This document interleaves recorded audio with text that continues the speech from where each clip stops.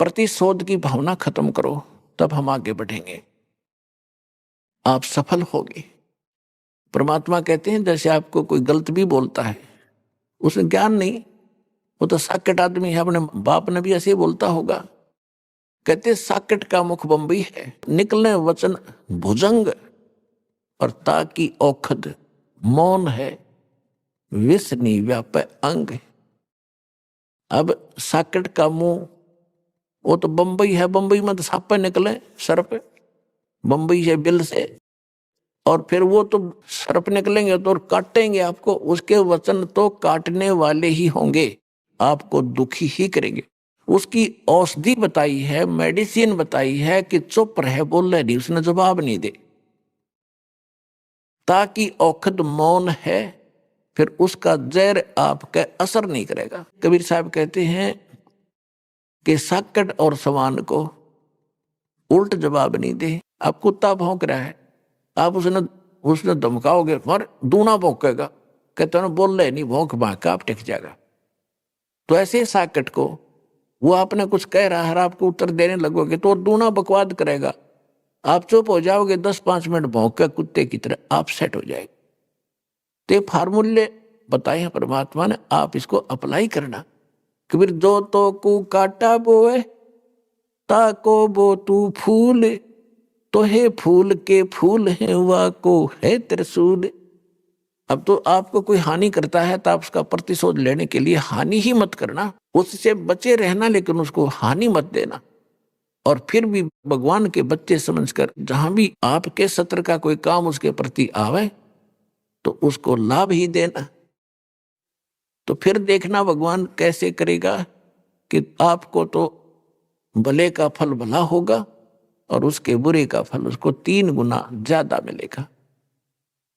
इतना हमारे अंदर धैर्य नहीं रहा, क्योंकि हमें ज्ञान नहीं, हम तो सोचा बस ही नाश हो इसका जो इतने बुरे कर रहा है।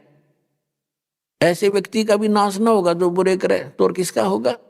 लेकिन परमात्मा का विधान है कि जब तक उसके पूर्व जन्म के पुण्य चल रहे हैं, वो कितने खोटे खोदो, कितने जुल्म करो, वह उसकी माल गाड़ी भरने लग रही है पापों की, और पुण्य नाश होने लग रहे हैं।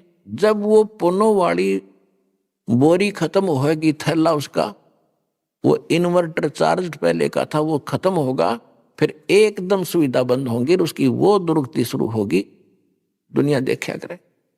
यदि ऐसा नहीं है तो भगवान ही नहीं है। भगवान है तभी तो हम उसके पीछे लगे हैं, और भगवान है तो उसके प्रत्येक वचन का पालन करके इस भक्ति रूपी सफर पर आप बढ़ोगे तो निर्बाध आगे चलते रहोगे, नहीं तो आप उल्लठम लट्ठा होकर वहीं फिर खड़े रहेंगे। अब तो परमात्मा कहते आवत गाड़ी एक है, उल्टों होवे अनेक, कहे कबीर ना उल्टियो वा रहे एक की एक।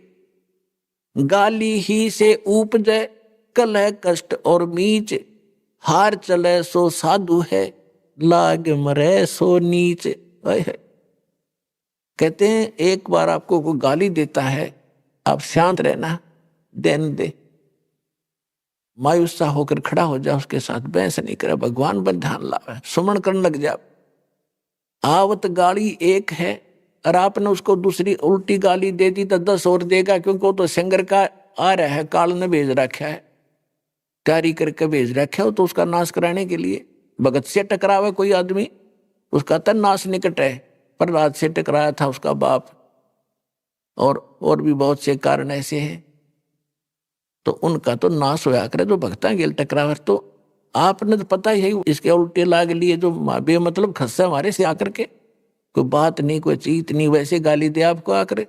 तो कहते हैं आवत गाली एक है, और उल्टोगे तो हो जाएंगे अनेक, और कह कबीर ना उल्टियो, गाली मत दियो उससे, वह रह जाए एक की एक, वही टिक जाएगा फिर वो। फिर कहते गाली ही से उपजे कलह कष्ट और मीच, मीच माने मृत्यु तक हो जाते हैं। इस गाली से ही थपड़म थपड़ा मुक्का मुक्का गालम गाला, पहले उसने गाली दी, फिर उसने दी, फिर उसने दी, फिर वो जा रहा है सिंगर का लठ मारेगा, फिर आप मारोगे, आप भी मर सकते हो, वो भी मर सकता है। तो गाली ही से उपजे और कलह कष्ट और मीच मौत तक हो जाती है। और कहते हार चले सो साधु है, हार के चल पड़े वो तो संत है। अरे लाग मरे सो नीच, उससे गेल गुट्टुम गुट्टा हो कड़ो मरे या मार दे, वो तो नीच है। तो पुण्यात्मा हमने कुछ सीखना पड़ेगा मालिक के इन वचनों से, और हम सफल होंगे तभी सफल होंगे। आप देख रहे हो इस दास के साथ 1994 से लेकर आज तक, जब से ये मार्ग शुरू किया है, 2-3 वर्ष तो कम लोगों को पता लगा, फिर तो मस्ताना शुरू कर दिया इन नकली संतों ने, अपने शिष्यों को भुका भकू के ऐसा जुल्म करा। लेकिन हम शांत रहे, मालिक के वचनों पर डटे रहे और अपना उद्देश्य नहीं छोड़ा। आज हम सफल हुए, वो सारे फेल हो गए, और एक दिन ऐसा ही आपके साथ होगा।